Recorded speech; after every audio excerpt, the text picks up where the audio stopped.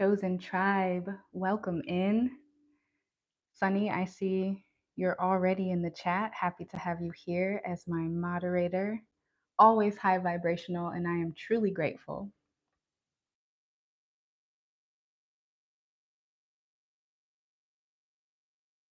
Give it a few minutes to let people file in. It's going to be a good live tonight. For those of you who are watching this after it's live, I hope to connect with you live in the future. I go live every Wednesday and Saturday at 7:30 p.m. Pacific time, 10:30 p.m. Eastern time. So I hope to catch you live. That way you can interact with me in real time, as well as the West, as well as the rest of the chosen tribe. Sarah, welcome in. Sebastios. Happy to see you all here. I'm so excited about this topic. I don't know if you can tell. Hopefully my energy is just glowing because I'm excited to interact with you all tonight. There won't be any tarot. We're just going to talk about this second moon. We're going to start off with the scientific facts, talk a little bit about prophecy, numerology, a little Hindu scripture, so you get a little mix of everything. Yes, mic check 1 2 1 2. So happy to know you can hear me. Let's go. Starting off the night right. Let me just first say, you could be anywhere in the world right now, tuned into anyone in the world, and you're here with me. And I am so grateful. I can't even express in words. Truly grateful to have you all as part of the chosen tribe. Of course, we're not going to do the crystal singing bowl tonight. We're going to tap this smaller Tibetan bronze singing bowl.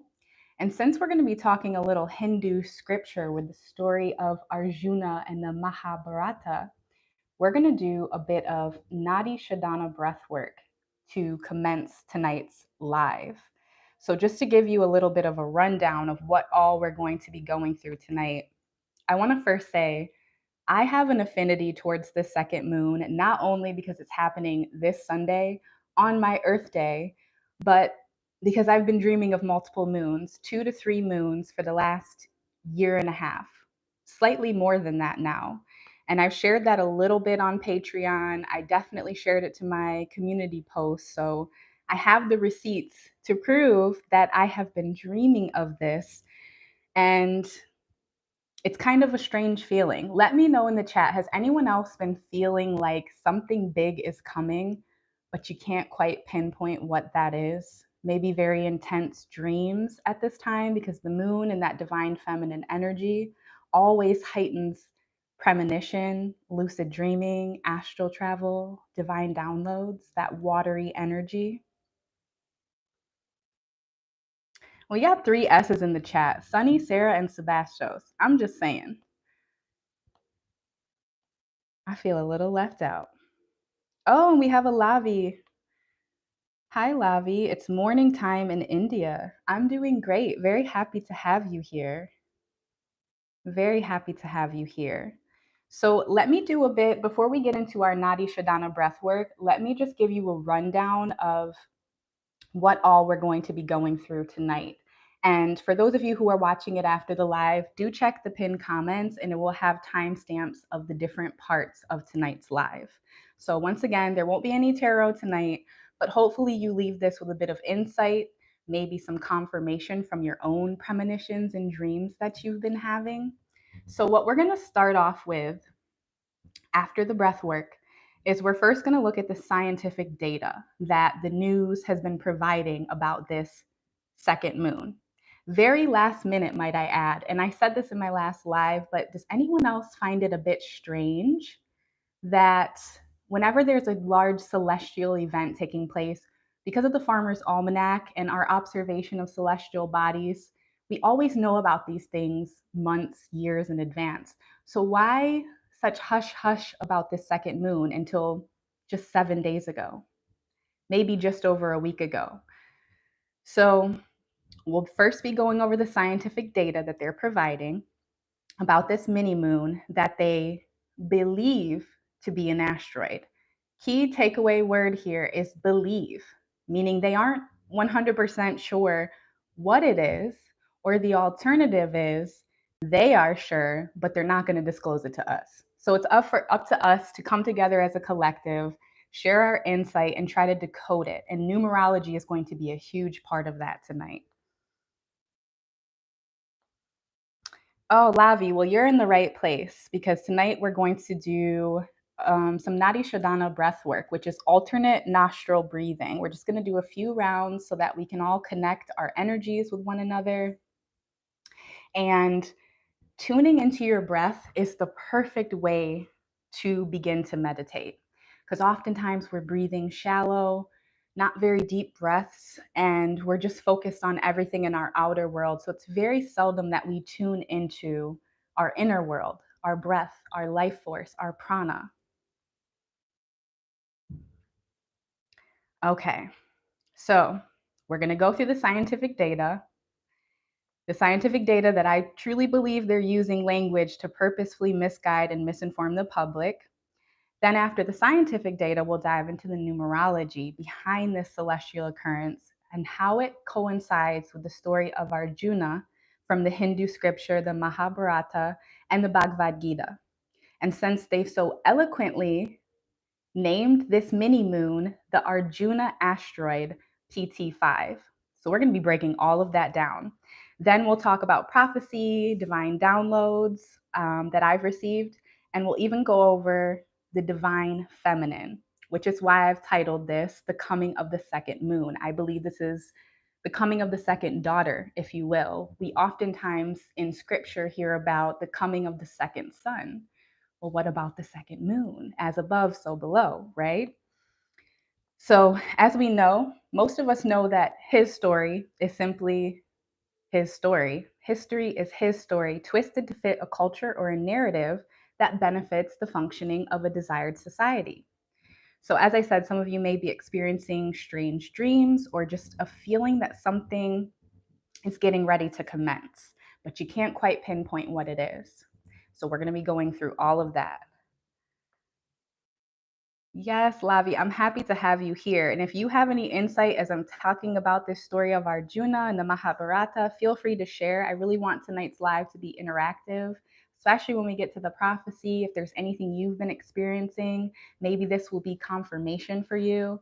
But so happy to have you all here. So before we hop into the scientific data of this Arjuna asteroid, or mini moon, second moon, let's first set our intentions by doing a mini meditation. And we're going to first do that by tapping this Tibetan bronze singing bowl 4 times, honoring the earth, air, wind, and fire, calling upon our benevolent ancestors for divine guidance and protection. May they speak to and through me, as well as you all who are tuned into this live.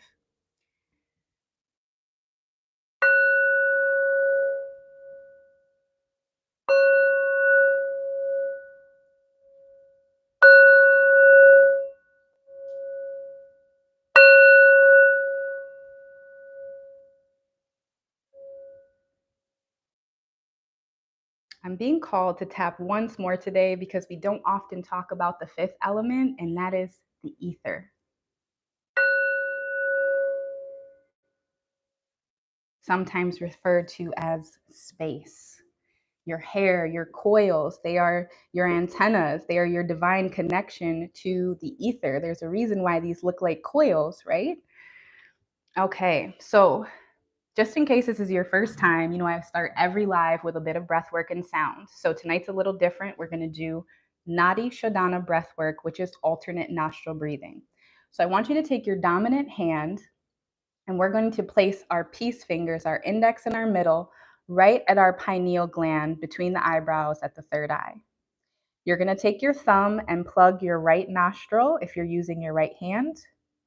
And then you're going to alternate using this ring finger. So the right nostril is plugged and we're going to take an inhale in through our left one, breathing in deeply, filling the belly and lungs. And then you're going to plug the left nostril with your ring finger and exhale through the right.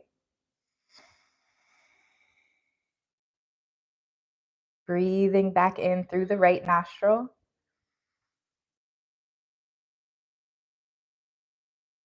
Plugging with the thumb And exhaling through the left.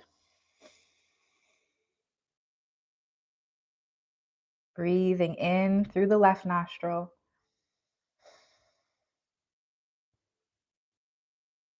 Holding for a moment. It's okay if your nose is making funny noises like mine. Plug the left nostril, exhale through the right. Breathing in through the right, closing your eyes if you're in a safe space to do so.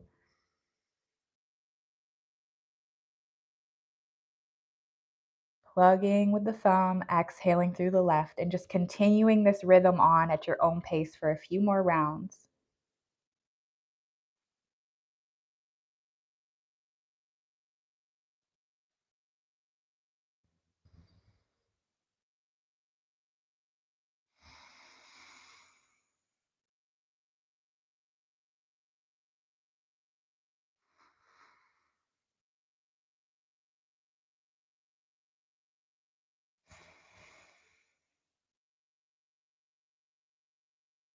Finishing up the round that you're on.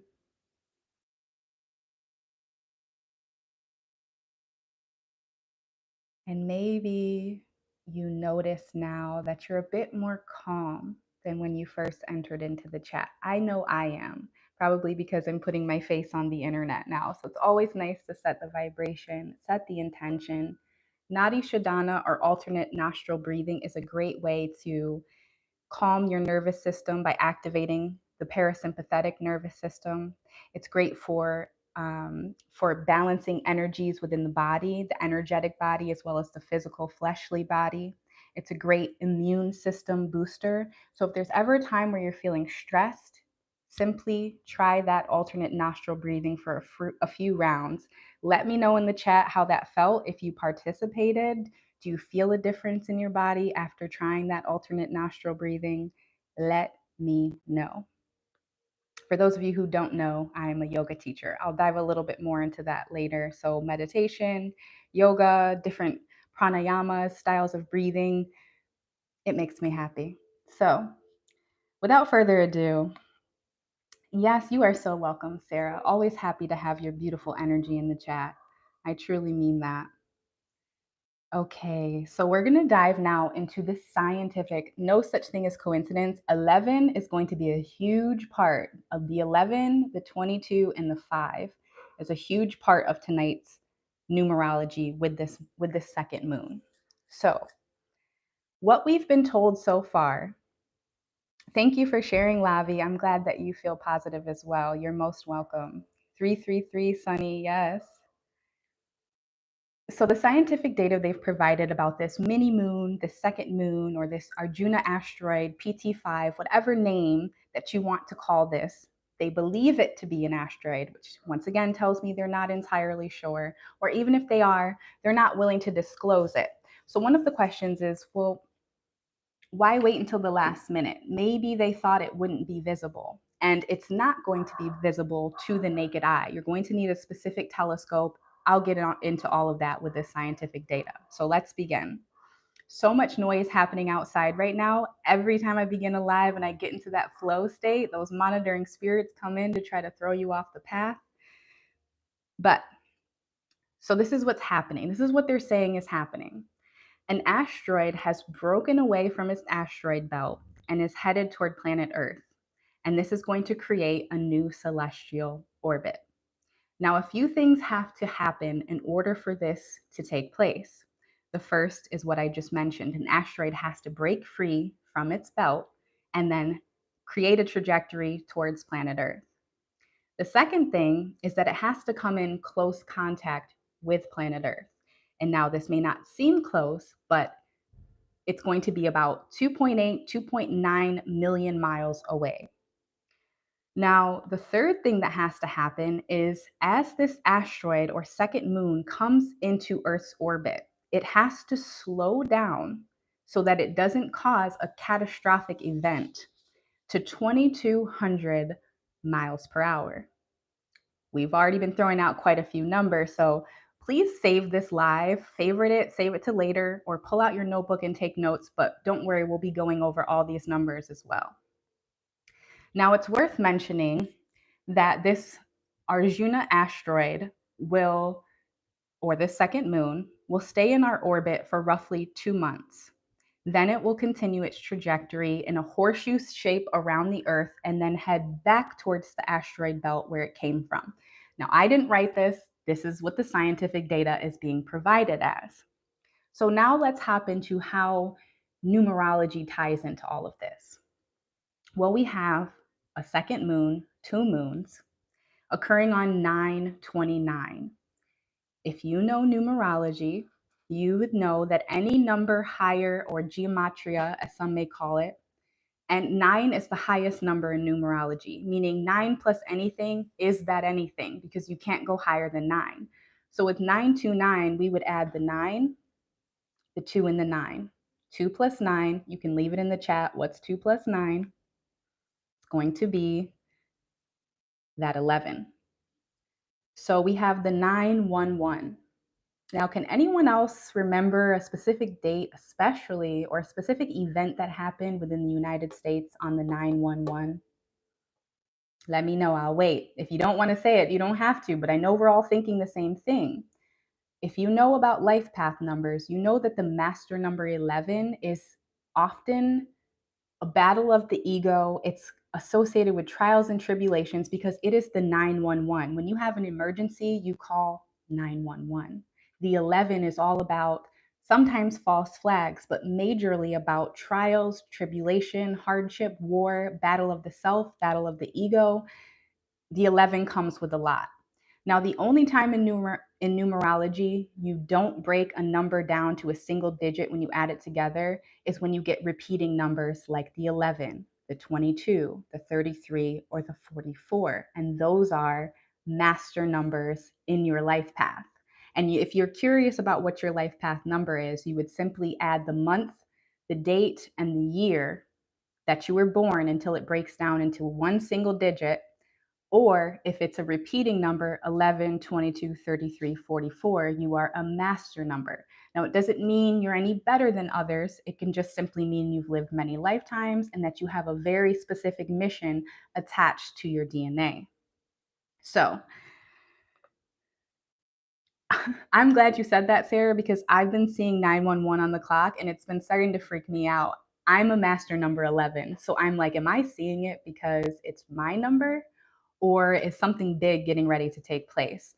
So on my Earth Day, which I have to say this, anyone who knows me knows I'm not a fan of celebrating birthdays.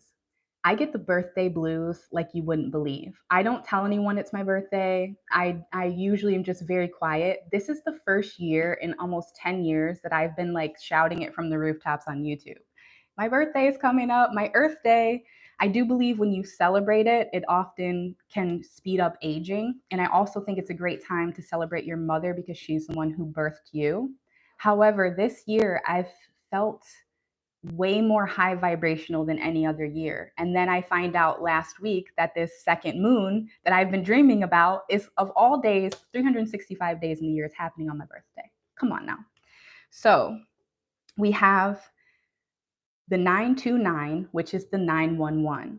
So that right there is a flag, a warning sign that the second moon, now if you do break the 11 down and add them together, because when you're a master number 11, you serve as double ones. You also, if you break it down, are the life path 2. So that's why I say there's a battle of the ego and the self, as well as a craving for partnership.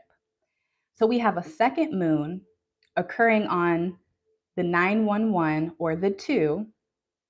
In order for it to come into Earth's orbit, it has to slow down to the 2,200 miles an hour. That 22 is just double 11s, and we have double the moons. And then we're going to have 2 moons for 2 months at a 22 magnitude, meaning it cannot be seen with the naked eye, as I mentioned earlier. So you will actually need a telescope of a diameter of at least 30 inches, and then you need a CCD or a CMOS detector. Now, I'm not great with telescopes, so look that up to see what that means, but it's supposedly not going to be visible with the naked eye. Now, this asteroid will remain in Earth's orbit for 56 days. When you add the 5 and the 6 together, What is that, class?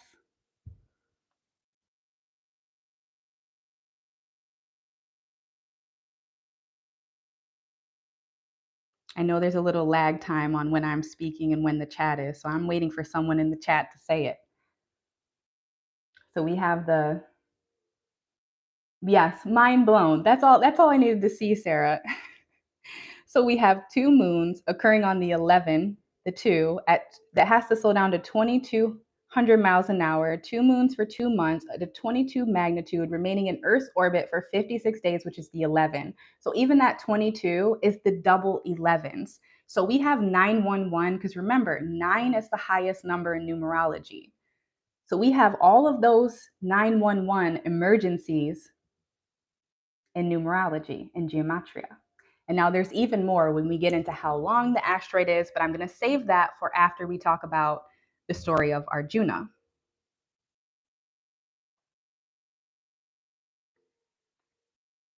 So I also feel like it's worth mentioning, especially if you're on my Patreon, the Hopi's prophecy. They've predicted many things and many things have come to be.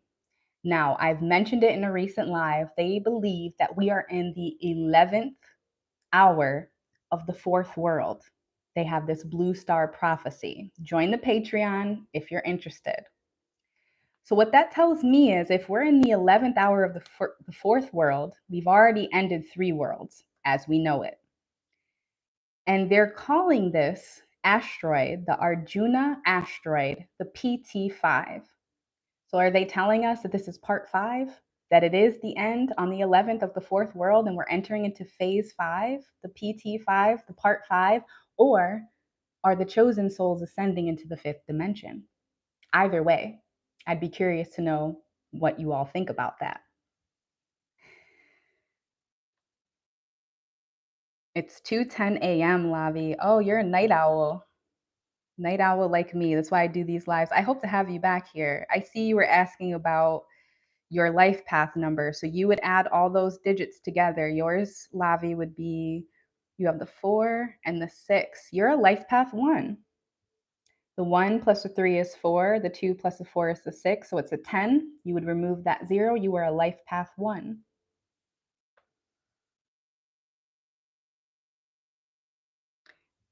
Sebastian, I see you have the 5150. Yep, that's the 11. And if I remember correctly, I believe you said you're a life path 11. So you can't make this up. Okay, let's now dive into the story of Arjuna and the Mahabharata.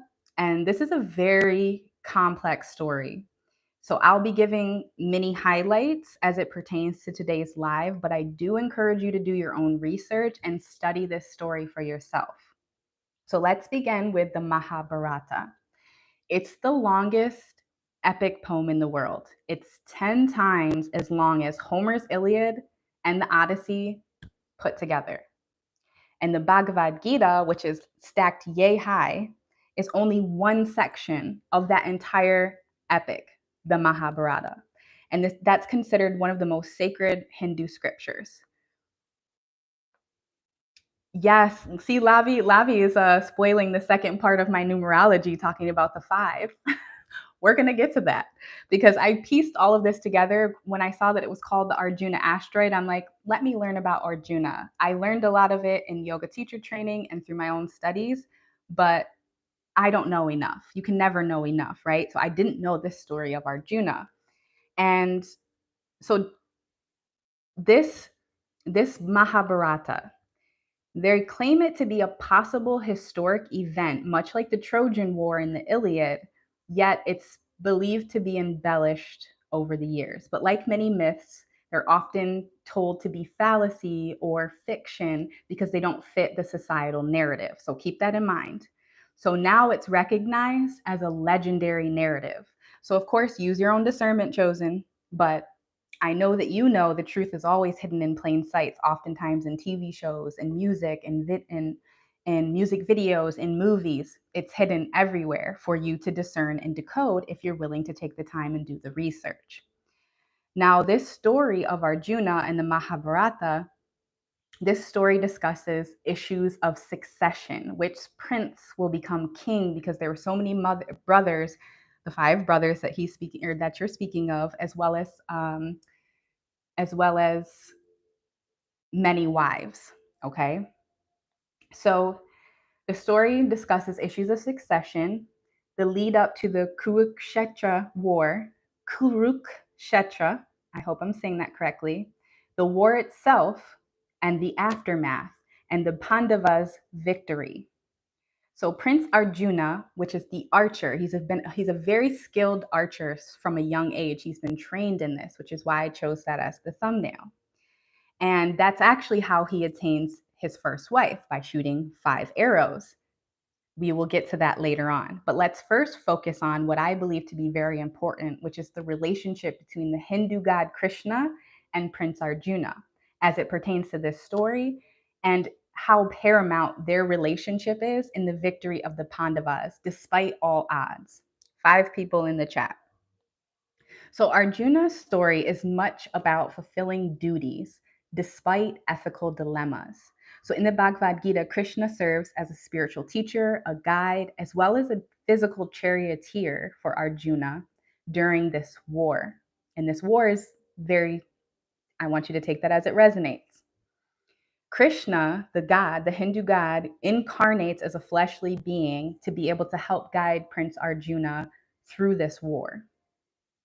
So at first, Arjuna doesn't want to fight his brothers and his family. He doesn't care so much about the succession. As a prince, he wants to fight and win, of course, but as a man, he doesn't see what good can come from killing his own brothers and his family.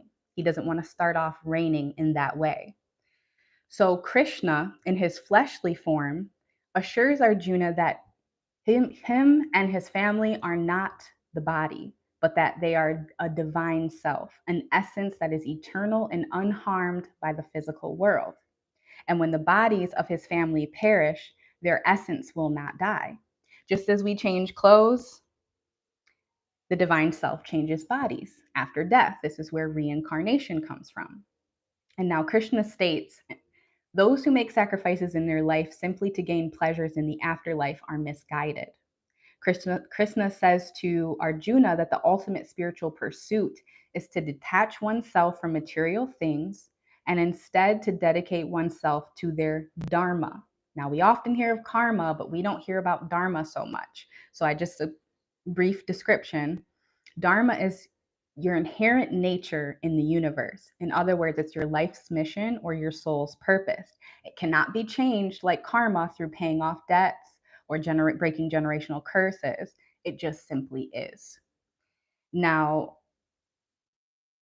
as I said, with karma, karmic debts can be paid or broken through spiritual work and ascension, but it's not like that with dharma. So Krishna, in stating to Arjuna that his duty, his dharma, is that of a warrior, and his soul's purpose is to fight for what is right. And one of the main principles of this divine guidance from Krishna to Prince Arjuna is adhering to dharma amidst war's chaos. So that's going to be a takeaway from this. There's a lot of war with Arjuna, but it's about remaining in your life's purpose despite the chaos of war. He's literally, this God is telling Arjuna, slay your family because they will change bodies. And it's already written that you're going to win this war. And he actually shows him, like he looks into his mouth and shows him his real form and shows all of the bodies perishing. It's very deep, but we won't go too deep into it. Like I said, look the story up for yourself. Now, what Krishna says to Arjuna is that his personal desires must be removed from his actions. It can't be for his personal gain, but for the betterment or the welfare of the world. Kind of like what we always talk about on this channel, for your greatest and highest good and for the greatest and highest good of the collective. Now, while Arjuna is successful in this war, because we're getting towards the end of this story and we're going to start pulling out some deeper pieces here. While Arjuna is successful in this war and leads the Pandavas to victory, within the 18 days of war, almost 3 generations of men are lost. I do believe it's worth mentioning that Krishna saves Arjuna's life multiple times by intercepting deadly weapons. Now, in the Mahabharata, there are two weapons that are spoken about called the Brahma Astra and the Brahma Handa weapons. If you're familiar with Billy Carson, he talks about this. Now, these weapons, once released, are stated that they cannot be revolted against, nor can they be returned to sender. Once they're out there for eternity. These weapons are known in the Mahabharata to obliterate any area or city. And one of the weapons can destroy any man on 3 worlds. Even Oppenheimer got his quote that he says from the Bhagavad Gita. He says, "Now I have become death, destroyer of worlds," when speaking of the nukes, the nuclear bombs. So now, that being said, Arjuna, in order to get his first wife, shoots 5 arrows. He ends up having to share the wife that he wins with his 5 brothers. So 1 wife, 5 brothers, as Lavi talked about. And if you look at the size of this asteroid, they're saying, I have it written here, give me a moment. The asteroid is approximately 32 feet long, the 3 plus the 2 being the 5. I truly believe the truth is always hidden in plain sight. If this is a matrix, if we're under light code lockdown, well, then the codes have to be given. The same way that they're not saying it's definitely a moon, it's definitely an asteroid. They're saying they believe it to be. Because one thing about this mother of tricks, the matrix, they have to give you the truth hidden in plain sight. And they're going to do everything on their path to use their words to cast spells so that you don't dive any deeper, so that you take what they say at face value, but you always maintain free will. They're just hoping you won't take the time to do it, which is why they hit you with so many distractions, which is why you're hearing all about the diddler fiddler right now, because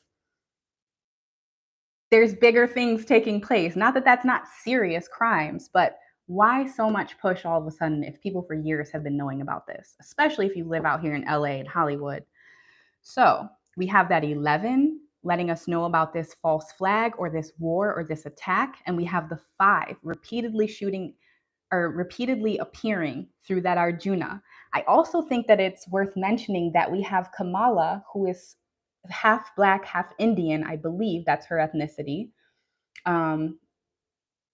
running for president. And now we have the Arjuna asteroid. The truth is always hidden in plain sight. If you know, you know. Sarah said, I'm diving in with my scuba gear.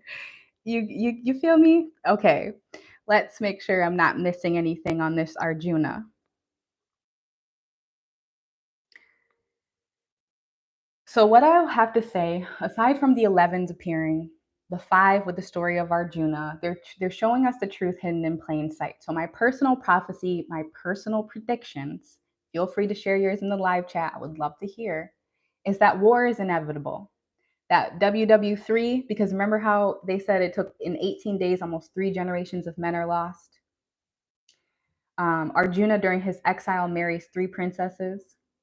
And these weapons in the Mahabharata speak of destroying a man on 3 worlds. One moment.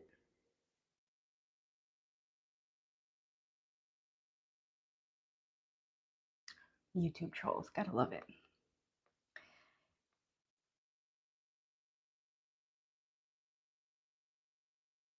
So I do believe this war is inevitable. There's a few things I think that's happening. One, there could be a galactic war taking place in the sky. Has anyone else noticed that since last Tuesdays, for some of you it occurred really early Wednesday morning, the lunar eclipse and the full moon last week, has anyone else been experiencing a lot of cloudiness since that happened? When you go to look out at the night sky, you see no stars and you see no moon. I wonder why that is since that lunar eclipse, since they felt at that very same time that they needed to release more information.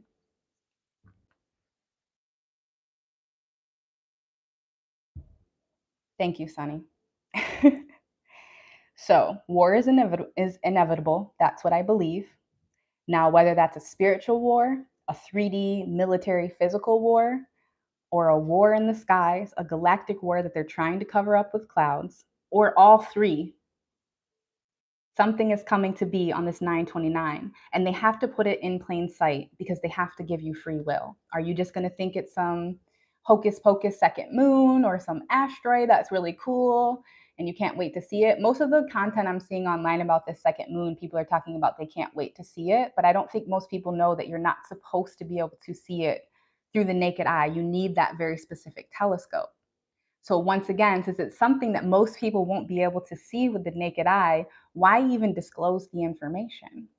There has to be a reason.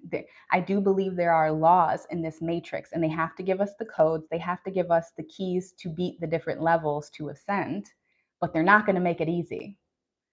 It's like playing Super Mario. You're going to be met with a different, a different villain on each level, and you may receive upgrades or superpowers that are going to help you to ascend, but it's not going to be easy. Sometimes you're going to have to repeat different levels. For some people, that's reincarnation.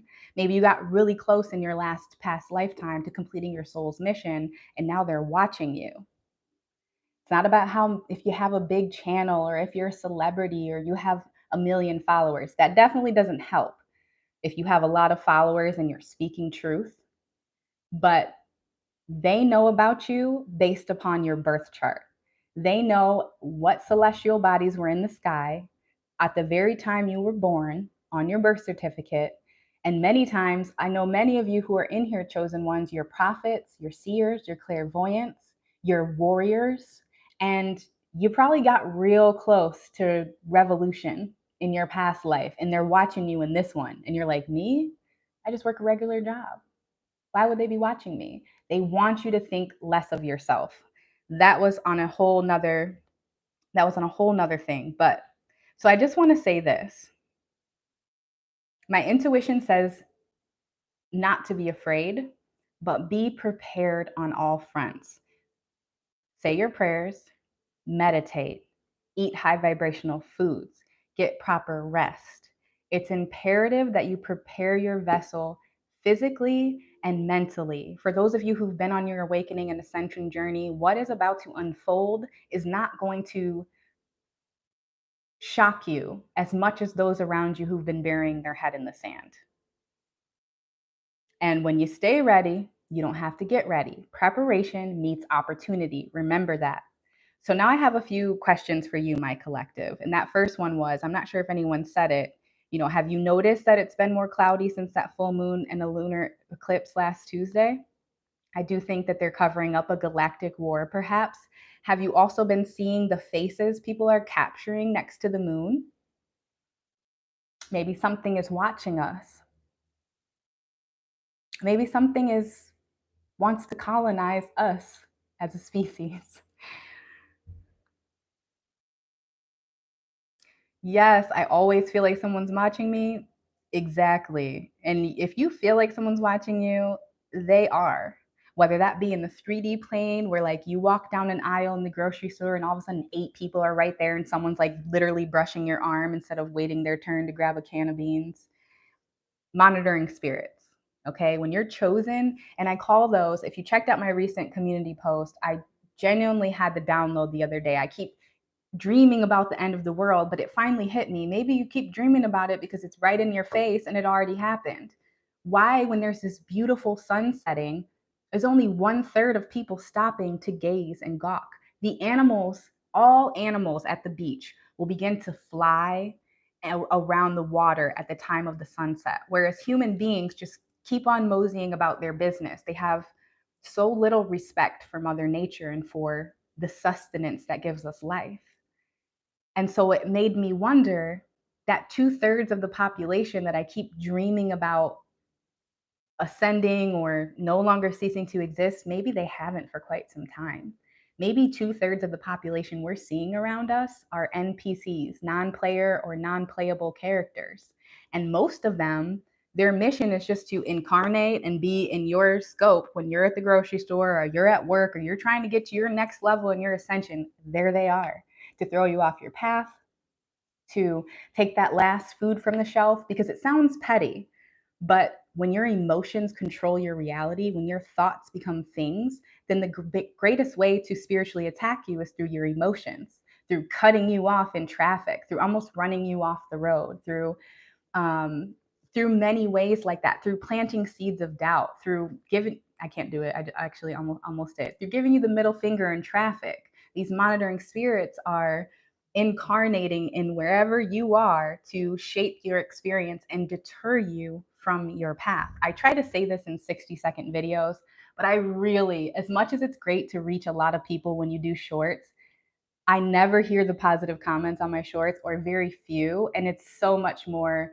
negative and trolls and people calling you a YouTube scammer. So it's better when you have more than 60 seconds to describe something, because then you don't sound like a total lunatic, I hope.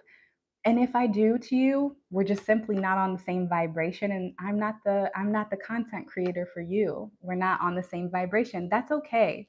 I will never understand why people, when they come across content that doesn't resonate with them, why they don't just exit.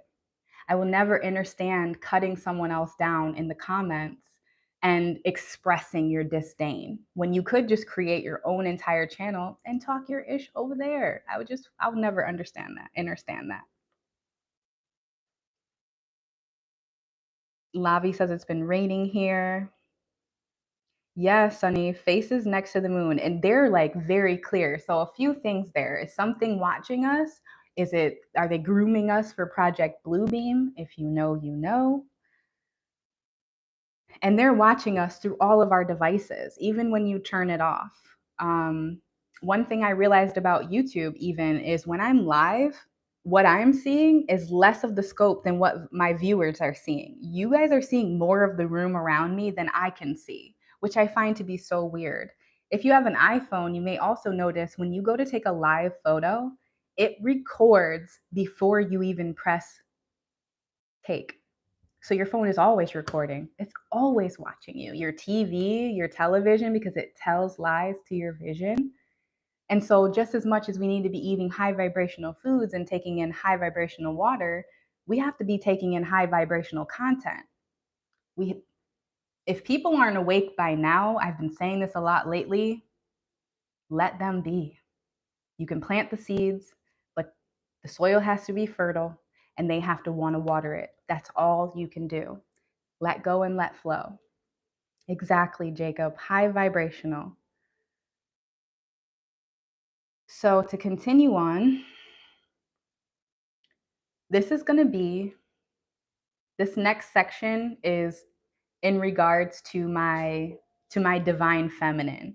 I encourage men to stick around for this part, because not only can it give you some really good insight to the women in your life and you can learn something today, but also it may be something you want to share with your mother, your sister, your special lady, whoever that may be.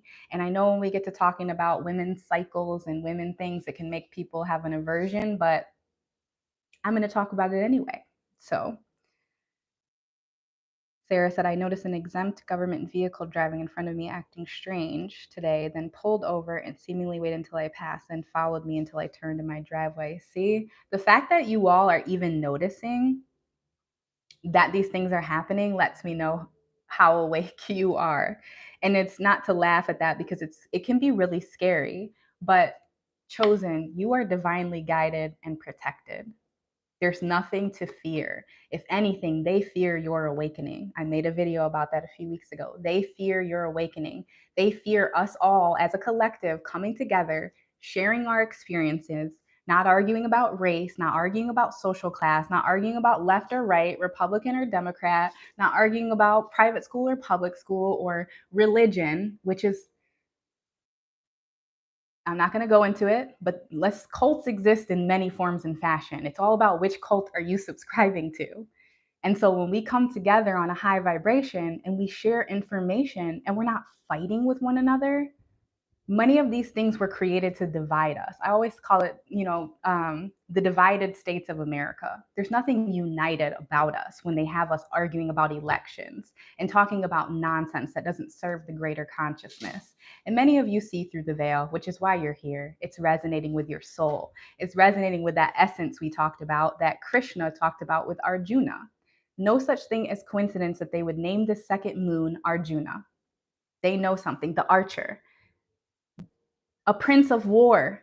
War is coming. If it hasn't already began over the last year and a half. Do you remember what Putin said last year when he said if any country interferes with what they had going on with you know who? I can't say too many keywords because I'll get flagged, which is why I do encourage you to join the Patreon where I can freely speak and not worry about getting shadow banned or having my reach limited or losing my account. If I ever do lose this account, I don't want to lose access to all of you beautiful souls. I want to still be able to engage, which is why I made the Patreon so affordable. So I would love to have you there. I would love to do monthly Zooms as that community grows because it's only been live for 6 or not even 2 months yet. So check the description, join the Patreon if you like talking stuff like this and you don't want to feel censored, or let's say you have prophecy that you don't want to share with the whole public. You want to have a safe space for that. That's why I created it. See, yeah, it's like you can't go anywhere nowadays, Sarah, without being watched by your own phone, by someone else's phone, by so many cameras. It's like it is very disheartening. It's alarming. And then that's just the anonymity identity part of it. That's not the EMF radiation that's coursing through your body. It's one of the reasons I love taking night hikes. I'm not going to say where because I'm smarter than that or when, because I'm smarter than that. But I take them high, almost 2,000 feet above sea level, where I'm missing all that Wi Fi, don't have cell service. And oh my goodness, not only have I seen aliens up there, which I shared on this page at the beginning of this channel, which people probably thought I was capping, but I was so serious. You can tell I'm serious because my friend and I are back and forth, just like, oh my God, are you seeing this? Are you seeing this? It was the first time, and this is before all of this alien disclosure. I recorded this in 2021 and I just shared it in 2023. Maybe it was 2022 that I recorded it, but it was before all of this full disclosure was coming out. So it felt weird to share something like that. I wasn't ready yet to be ridiculed. Now these are the end of times. Ridicule me all you want. I'm more scared of not being awake than I am of a troll on the internet. But wow, you said they changed the internet access to a global network, and the box looks and glows like a damn spaceship. It's giving me the heebie jeebies. I'm telling you, and I don't know, I was really into in 2017, 2018, all of those 5G towers that were going up, especially here in California. They say it's um, as to not have eye pollution, but they hide these 5G towers inside of fake palm trees. And it's like, you can tell it's a fake palm tree. Why are you hiding something? And I saw this very interesting video of someone who fixes phones and opened up the back of an iPhone and was showing there are not 5G chips in any of our phones. So whatever those 5G towers are, aren't actually for 5G, or not what they're telling us it's there for, the higher internet. Also, no such thing as coincidence when we went from 4G to 5G. They're always hiding the truth in plain sight. They're telling a story about you, chosen ones. They're talking about your ascension. They're just hoping you're so deep in your phone and into entertainment and into gossip and into everything that doesn't serve your greatest and highest good that you won't notice. They're hoping that you will take it from someone else's mouth and then not follow up and do your own research so that you won't find out the truth about you. But the truth about you is everywhere. It's in hieroglyphs. It's hidden in the Grand Canyon, which just got shut down. It's hidden in the pyramids, the true ancient Egypt, which is right here in the US. I'm getting a little bit passionate, y'all. Let me calm it down for a second and take a sip of water. If you know, you know. Leave a 333 in the chat if you're here. This is resonating. Don't forget to like the live if you're here and you're enjoying. I greatly appreciate it. It's a free way to support this channel. Now, as I said, we're going to dive now into the divine feminine because you can't talk about a moon and water and not talk about the divine feminine. And this is going to lose some people, and that's okay. So, as I said, men, I encourage you to stick around. You may have daughters, mothers, sisters, or a spouse or a special lady in your life who could benefit from this. Maybe you share this with them, or this can give you insight to the women around you in your workplace, in your household, okay? So, for my women, I have a question for you. If you feel comfortable answering this, we going right there, okay? Have you recently been experiencing heightened cramps and or irregular cycles around this upcoming second moon? Let me know in the chat. And I have to preface this, what I'm going to say next, by stating I am not a medical professional. Please do not use this as a diagnostic tool. This is for this is for entertainment purposes only. Now, I'm going to touch on a sensitive topic for some by traveling back to February 2021, when the first rounds of the Jabberwockies were administered. Sarah said, yes, had to Reiki myself last night. Thank you for sharing. Same. I haven't done any Reiki. Maybe I need to. So thank you for that piece of advice. I've been doing the sound bowl, playing it on my stomach, like on my womb area. I do it sometimes if like my foot is acting up, or like I get it because I'm always doing fitness and working out. And if you're very active, it comes with injuries, etc. So this is a little bit of a sensitive topic for some. But in February 2021, when those Jabberwockies first came out, they were first administered, especially to adults and not just the older generation. It was during that time that I had multiple clients reaching out to me about their cycles, women, about their cycles being off. In that same month, I then had one of the shortest cycles I've ever had in my adult life. And I'm grown, y'all. So a bit of background about me, why people would even be reaching out to me about their cycles is, as I stated, I'm a yoga teacher. I'm a certified and insured pregnancy, vinyasa, and postpartum yoga teacher. I am also a birth and postpartum doula. I have not been doing that so much since the vid because hospitals got really strict, and I was really like, if you're not doing a water birth or a home birth, it's a lot there going on. So there's a lot happening, and there were a lot of requirements that I was not willing to do. So that being said, this is why women were starting to share this very personal information and intimate information with me. So if you don't know, in America, in Western medicine is created and administered based upon a human model of a 40-year-old Caucasian or white male. So it's not particularly designed with the feminine or brown or anything other than white in mind. And now, this is why I do feel that the one size fits all is very dangerous. And this is why so many people experience side effects. It's all fun and games when we mention, oh, check out this book, find out your blood type, eat for your blood type.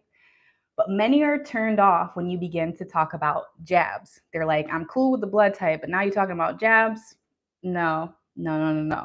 So with that information in mind, let's now move forward to talk about cycle syncing. Many of you may know what this is. If you don't, it's when women who share a household or play on the same sports team or they share a workplace, they often sync cycles, meaning they ovulate and or menstruate around the same times. And men who are in the chat, you're like, yeah, my daughters, my wife, I definitely notice it. Now, what I've noticed from that, which is why I'm bringing it up, is since the release of the Jabberwockies, whenever I personally spend extended periods of time around friends or relatives who've taken it, my cycles go from extremely regular, which I have been my entire life, to experiencing odd shifts in length as well as intensity. I do not believe in coincidence. A woman knows her body. Now, the moon works. This is worth mentioning as well when we talk about the numerology and the moon in the 929. The moon works in 29-day cycles, which is that 11. And the womb, or the womb man, the woman, is roughly the same, with an average cycle being 28 days. So you can't tell me that we are not affected by the moon. Yet they continue to lie to us and say we're not affected. I call BS. Despite us mostly being water, and the tides of the ocean are a direct reflection of the moon's effect on the water, aka the divine feminine. Now, I would love to dive deeper on this, but I know it's not a topic for everyone. So let me know if this is something you're interested in. And if you do know about the red moon or the white moon cycle and you know which one you're on and you're comfortable sharing it in the chat, let me know. For those who aren't sure what that is, I'm going to let you know real quick.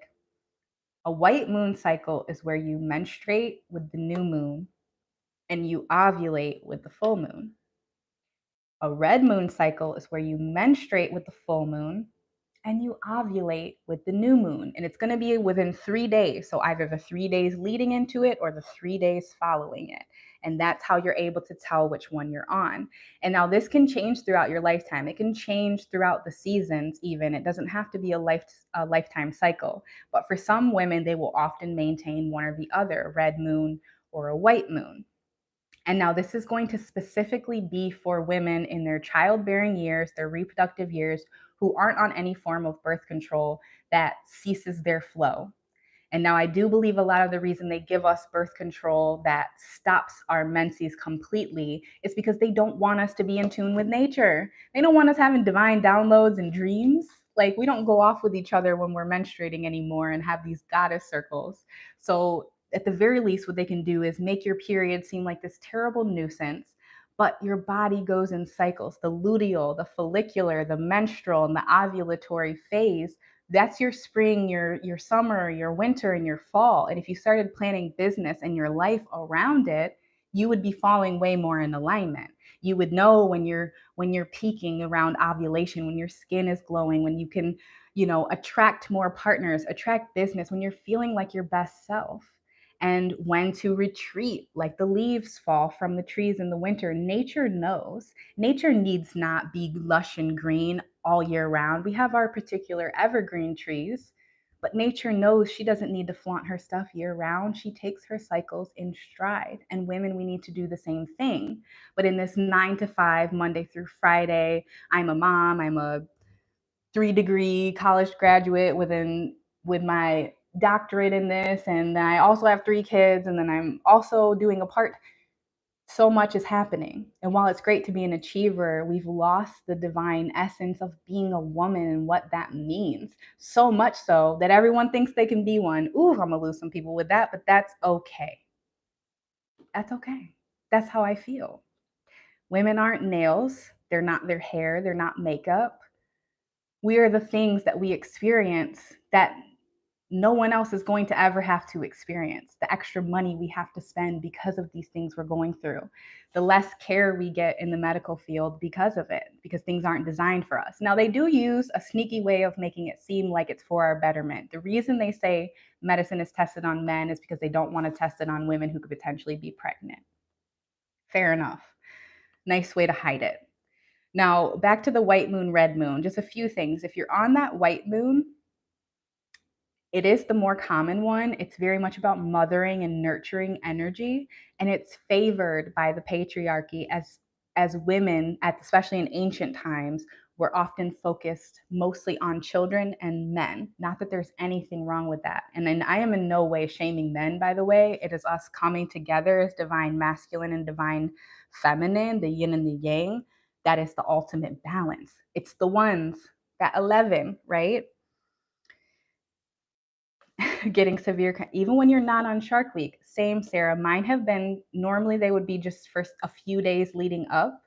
I won't say they're terrible, but I'm aware of them about a week and a half before it even comes. Like as soon as ovulation occurs, it's like then cramps come. I'm like, are we timeline shifting? What's going on in my body? I'm sure there's some women here in the chat who don't want to share, and that's perfectly fine, but I hope you're gaining something from this, truly. And for the men in the chat too, I do hope you're gaining it.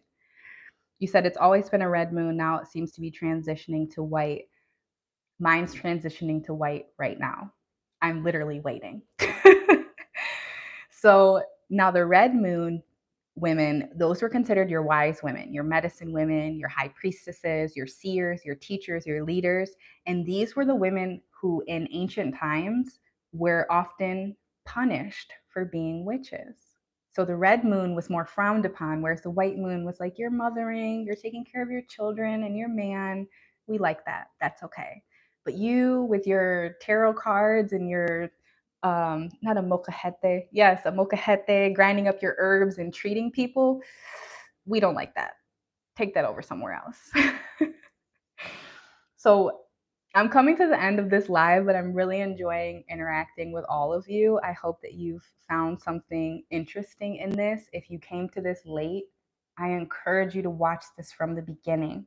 Listen to how I break down all the numerology of this new moon and of this second moon coming, the Arjuna asteroid, and how this numerology coincides with the 11, with false flags, with war. How are they've purposefully named it the Arjuna asteroid, PT5, as I believe is symboling the beginning of a war, the end of one world, as the Hopi prophecy speaks of, and we're entering into part 5, Arjuna asteroid part 5.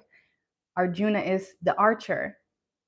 He won the war with the god Krishna, okay? So what I do want to leave you with, something high vibrational. Yes, Sebastios, Ascended Masters, number 11. Etheric soul, interesting. Happy that you're finding things in this for you. So we talked a bit about Western medicine. So let's touch now, before we close out this live, on Eastern medicine. If you're here, you're in the chat, you're enjoying it, leave a 333. Don't forget to like. It's a great way to reach more people. I greatly appreciate you all. And save this for later, because this prophecy in here and these things unfolding, I want you to refer back to this video when these things start going down over the next several months. So we talked about Western medicine. Let's talk a little bit about Eastern medicine. There is a tree in India and Sri Lanka called the Arjuna tree, much like we spoke about the Arjuna story from the Mahabharata and the Bhagavad Gita. Now, this Arjuna bark is considered Eastern medicine. It is a cardiac tonic. It is a wound and ulcer treatment. It can help with hemorrhaging and damaged blood vessels. Because I believe they put the truth in plain sight, because I believe this moon is affecting the divine feminine the most. Once again, I'm not a medical professional, but I am a doula, a pregnancy, a postpartum. So I often talk with mothers who have had tearing and stitches and bleeding after giving birth. So would be a great tonic in powder form, making it a tea if you have heavy cycles, if you feel like you're losing a lot of blood. Of course, iron and all of the iron rich foods, all of that is great. But if you're looking for an Eastern medicine, something you can drink, Arjuna, because I don't believe in coincidence that this Arjuna asteroid is taking place Sunday and it's hidden in plain sight, a piece of medicine. It may even unlock something for you in your dream state that will coincide with this live, or bring you on a level that I may not even be on yet. Because I truly believe if you're here in this chat, you're chosen, which, as I always say, doesn't mean you're better than anyone, just means that you're awakened. You're here on this You're here in this lifetime, in this body, at this specific time because you asked to be, and because this time around, you're going to fulfill your life's mission. Write it in the chat. I create my reality. Thank you, Sarah. I agree. Very important information. I was like, how am I going to tie all of this in together, from this moon to the numerology? Because I've been wanting to talk about numerology on this channel for so long. I definitely would like to do a deeper video and even start to break down the master number 11, the life path 7, 4, and so on. So please do let me know. Yes, I create my reality. Please do let me know if you'd like to hear more about numerology. If you like when I give this prophecy, the truth hidden in plain sight. If you haven't checked out that playlist here on my channel, Truth Hidden in Plain Sight, I have a lot of great content and shorts that I'm not taking from someone else's page and reacting to. I'm recording this in my real everyday life and then hoping the algorithm pushes it. And as I've stated before, if I create a video that's like, 3 things I wish I knew before 30, then it will push it to 6,000 people. But when I talk about 3 signs your galactic codes are unlocking, I'm getting trolled in the comments. I'm being called a YouTube scammer. They're not pushing it to more than 500 people. And even deeper than that, I've been recording 2 suns. I've been recording the digital sun here at sunset more than once. I've recorded 2 suns more than once. One time I even shared it from an airplane, from a flight I took earlier this year. And I'm sharing these things and I'm putting myself out here, and my channel is getting limited because of it. So this is why I started to create this live schedule. Please join me live every Wednesday and Saturday at 7:30 p.m. Pacific time, 10:30 p.m. Eastern time. I truly hope to have you back this Saturday because as it hits 9 p.m., that will be my Earth Day, technically on the East Coast. It will be the day of that second moon, and I'm just very interested to see where everyone's energy is at when that happens. 11 people in the chat. Please do save this video, watch it from the beginning, take notes, come back and comment with your own premonitions, with things that maybe you didn't think of while I was talking in the live and that you want to share. We are all a part of the prophecy. Exactly. We all contain these deep puzzle pieces. And when we don't hide them, which is okay, I have to disclaimer, know what's meant for you and know what's meant for the collective. But when you have these puzzle pieces, it is imperative that you come together with the rest of the collective, because when you fit your puzzle pieces together, you get a clearer picture, a clearer vision. And that's what I'm trying to do on this channel. It's bigger than me. It's bigger than my ego with that master number 11. It's about raising the collective consciousness. I ain't trying to do this again, y'all.